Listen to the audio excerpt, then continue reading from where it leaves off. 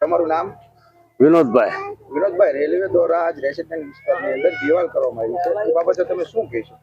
અમારો પ્રશ્ન એવો છે કે અમારી પાસે કોઈ હાલવાનો રસ્તો રહેતો નથી, બરોબર. કાલ સવારે અમારા ઘરે કોઈ એવો અકસ્માત કાંઈ બન્યું હોય તો કોઈ એમ્બ્યુલન્સ કે કોઈ ફાયર બ્રિગેડ કે એવી વસ્તુ કોઈ આવી શકે એવું છે નહીં, બરોબર.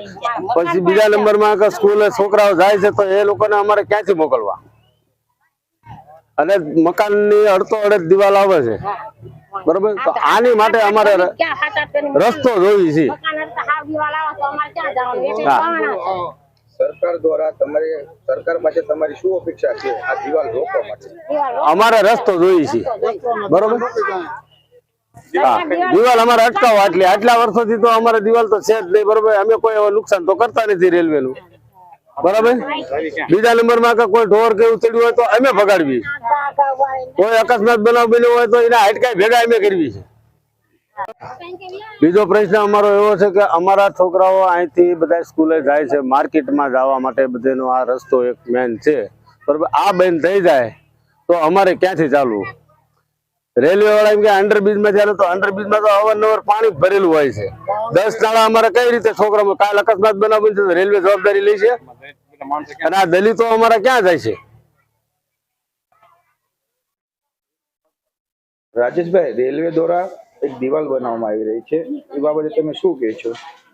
રેલવે દ્વારા દિવાલ બનાવવામાં આવી રહી છે એનો અમને કશો વાંધો નથી, પણ માર્કેટમાં જવા માટેનો એક માત્ર રસ્તો છે, જેની અંદર સૌગરનગર વિસ્તારના આશરે 25 થી 30,000 વસ્તી ધરાવતા વિસ્તાર છે, અને માર્કેટમાં જવા માટેનો માત્ર એક જ રસ્તો છે. તો આ રસ્તો કરી આપે એવી અમારી રેલવે તંત્ર અને સરકાર પાસે વિનંતી છે.